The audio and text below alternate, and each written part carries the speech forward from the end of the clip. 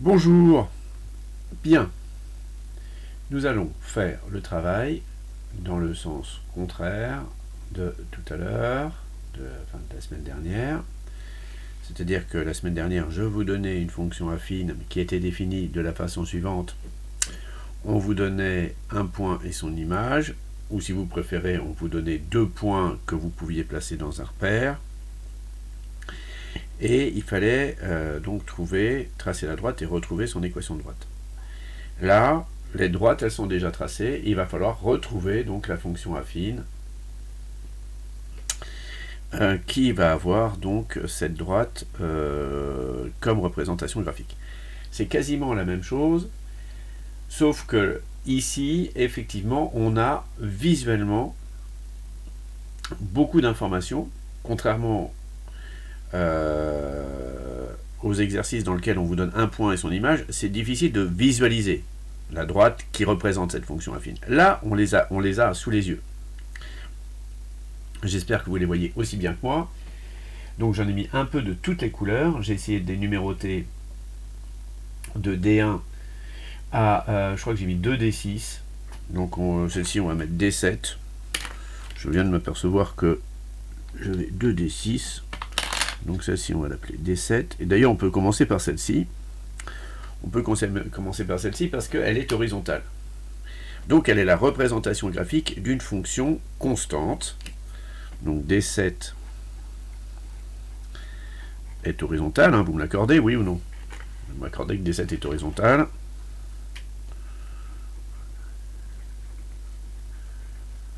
Donc elle est la représentation graphique d'une fonction affine, d'une fonction constante, f de x, va toujours prendre la même valeur. Elle va prendre quelle valeur? La valeur, d'accord, des ordonnées, donc des images, de tous les points. Et comme tous les y ici valent moins 2, eh bien c'est f de x égale moins 2.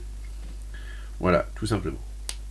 Donc voilà la fonction qui est représentée par la droite D7. C'est la fonction constante f de x égale moins 2. Si je l'avais fait passer par ici, c'eût été f de x égale moins 4. Si j'avais fait passer par ici, f de x égale 1, f de x égale 2, f de x égale 3, patati et patata. Voilà, on peut même tomber sur des nombres à virgule, c'est-à-dire que si je fais passer à peu près par là, vous voyez là, ça fait f de x égale moins pi, parce qu'on est à peu près à 3,14 là, voilà. Bien, enfin voilà. Fonction constante. Repérable, sans aucun problème, graphiquement, car ce sont des droites qui sont parallèles à l'axe des abscisses. Bien. Alors maintenant, prenons-les dans l'ordre. D1. Alors D1, c'est la rouge. Vous la voyez, la D1, elle est là. C'est celle-ci, en rouge. Je ne sais pas si vous percevez bien les couleurs sur les vidéos. Enfin voilà, c'est la rouge. Je vais vous mettre un coup de zoom. Voilà. Bien. Donc cette droite D1, de combien de façons je peux la déterminer? Eh bien, vous avez compris, il y a eu des questions qui m'ont été posées via École Directe. N'hésitez jamais à poser des questions. Je vais laisser le blog ouvert pendant tout l'été, si vous voulez revoir les vidéos. Si vous voulez vous repréparer aussi, voilà. Donc je vais laisser le blog ouvert tout l'été. Vous pourrez consulter, revoir des cours, etc., pour vous préparer à l'année de seconde. Qu'est-ce que je voulais dire? Oui, donc ici c'est le point d'impact de la droite avec l'axe des ordonnées. Et bien la valeur qui est ici, la valeur que vous lisez à cet endroit-là, sur l'axe des ordonnées, c'est la valeur de B. Donc on voit que B est égal à 1. Ensuite, il faut me trouver A. Est-ce que vous êtes d'accord? Il faut me trouver A. A, ça correspond donc au coefficient directeur, à la pente de la droite. Moi, j'aime bien utiliser le mot pente, parce que c'est quelque chose qui me parle quand je vais au ski. Et voilà, on va regarder la pente de la droite. Donc cette pente, elle est positive, parce que ça va de la gauche en bas à gauche, vers en haut à droite, donc ça monte. Donc A est positif, ok? Et A, il vaut combien? A, il vaut, alors je le répète une fois encore, parce que c'est pas du tout compliqué, faut pas vous faire des nœuds dans les cheveux, ça sert à rien. C'est ultra simple, d'accord? Vous avez un point qui est sur la droite ici. Ici, vous avez un autre point qui est sur la droite ici. vous allez joindre en faisant une horizontale et une verticale pour passer d'un point à l'autre. Vous utilisez que des horizontales et des verticales. D'accord? L'horizontalité, elle est au dénominateur, la verticalité, elle est au numérateur, c'est tout. 1 sur 2. Et voilà. 2 carreaux, 1 carreau. Voilà, c'est tout simple. C'est pas plus compliqué que ça. Ça sert à rien du tout de vous compliquer la vie. Voilà, juste ça. Donc, lire un point, ce qui est sur la droite, lire un deuxième point sur la... n'importe où que vous les preniez. Si vous les prenez éloignés, vous verrez votre fraction, elle ne sera pas de 1,5, elle sera de 4 huitièmes, ou de 16 32e, ou de 3 sixièmes, mais elle se simplifiera, et toutes les fractions irréductibles seront égales. D'accord? Voilà. Et donc, je peux dire que, tout bêtement, la fonction affine associée à ma droite D1, dont D1 est la courbe représentative, eh bien, c'est 1 demi de x plus 1. Voilà. Nous allons passer à... Alors, je vais garder la courbe, je vais faire un petit découpage, comme ça, hop. Voilà, un petit découpage un petit peu moins violent, voilà, comme ça, hop, comme ça on va bien garder. Et on va pouvoir donc calculer maintenant D2. Alors, où est D2? D2, c'est la verte. D2, c'est celle qui est ici. Voilà, c'est cette verte-là, D2. Alors, D2. Lisons A, ou non, lisons B. C'est toujours plus simple de lire B. Alors, B, impact sur l'axe des ordonnées, 3. A égale. Alors, je vais aller de ce point-là, de cette droite-là, à cette droite-là. Généralement, quand on a les axes, c'est le plus simple, comme ça on les visualise bien, les points. Ok? Alors, hop, 1, 2, 3, 1, 2, 3, 3 sur 3. 3 sur 3, ça fait 1. Donc, c'est la fonction affine qui s'écrit f de x, égale x plus 3, qui est donc représentée par cette droite D2. C'est-à-dire que... Ah super, alors je fais exprès pour qu'on y voit bien et je ne vous montre pas. Donc D2, B égale 3, A égale 3 sur 3 égale 1, f de x est égal donc à x plus 3, fonction donc affine dont la droite D2 est la courbe représentative. L'équation de D2, ben, c'est y égale bien sûr x plus 3. Donc ça c'est l'équation de la droite, et ça c'est la fonction affine dont la droite est la représentation graphique. Bien, voilà. Alors après D2, j'ai D3. C'est normal. Ce 2, après c'est 3. Et regardez comment on peut, la droite D3 est ici, et comment, qu'est-ce qu'on peut dire de ces deux droites, D2 et D3? Eh bien, on peut dire que ces deux droites D2 et D3, n'est-ce pas, vous me l'accordez, elles sont parallèles. Vous m'accordez le parallélisme de ces deux droites. Alors, qu'est-ce que ça signifie si deux droites vont être que deux droites soient parallèles? Eh bien, ça signifie que, nécessairement, elles ont la même pente.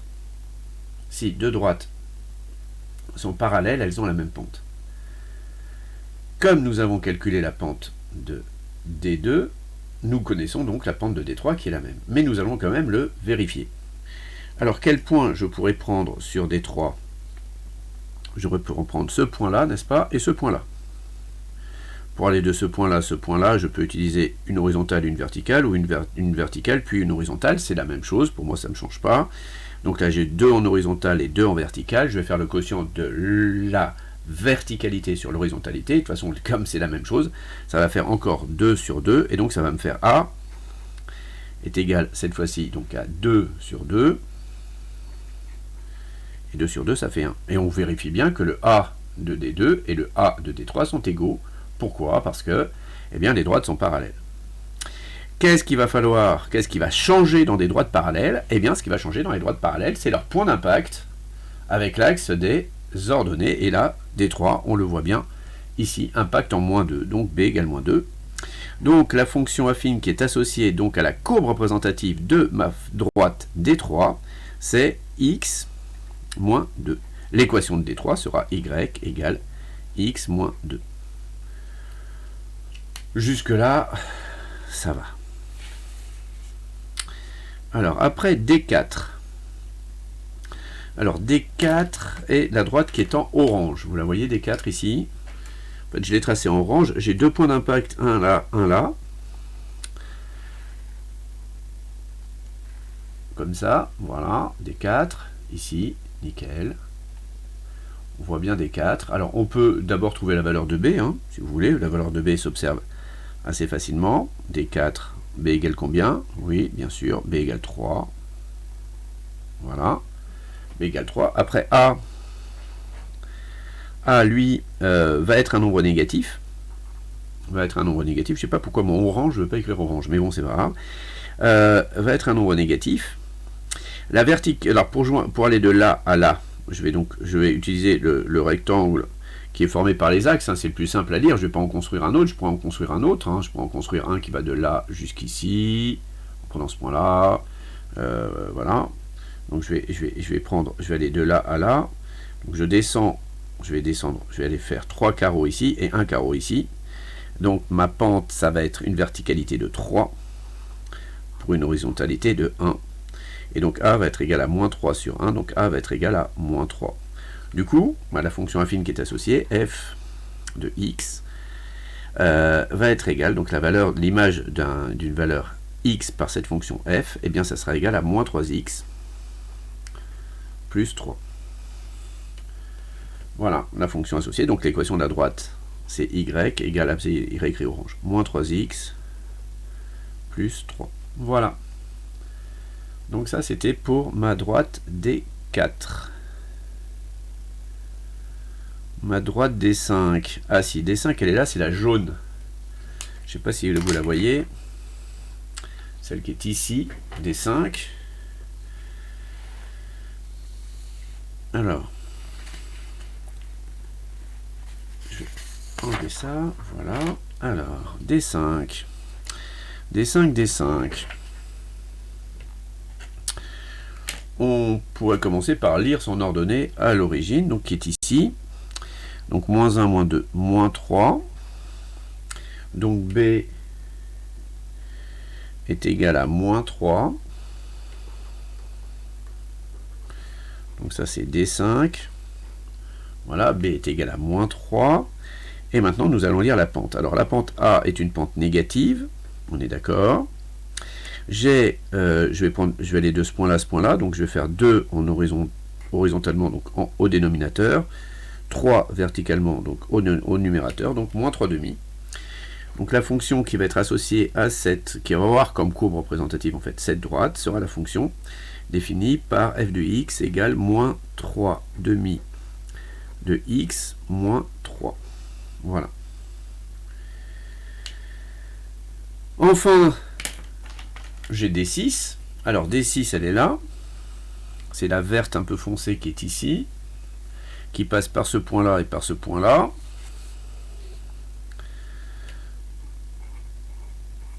D6, alors A, B. Alors lisons B. Lisons B pour D6. Alors B, 1, 2, 3, donc B égale 3. Lisons A. Donc ici, c'est négatif, je mets ma barre de fraction.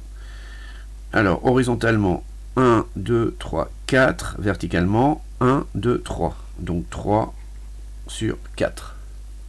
Voilà. Fonction dont la courbe représentative est cette droite D et la fonction définie par f de x égale moins 3 quarts de x plus 3. Et l'équation de la droite D6 égale y égale moins 3 quarts de x plus 3. Et voilà. On avait commencé par D7. On avait commencé par D7. Donc voilà, on a fait le tour de la question. Il faut être en mesure de lire ça très très correctement. Donc l'exercice, alors ce que j'aurais pu faire, vous voyez, j'aurais pu extraire les coordonnées des points et refaire comme dans le cours, le dernier cours de la semaine dernière. Là, j'ai fait uniquement de la lecture graphique. Uniquement de la lecture graphique, c'est ça qu'il faut vraiment avoir dans l'œil, c'est quelque chose qui sert énormément en mathématiques.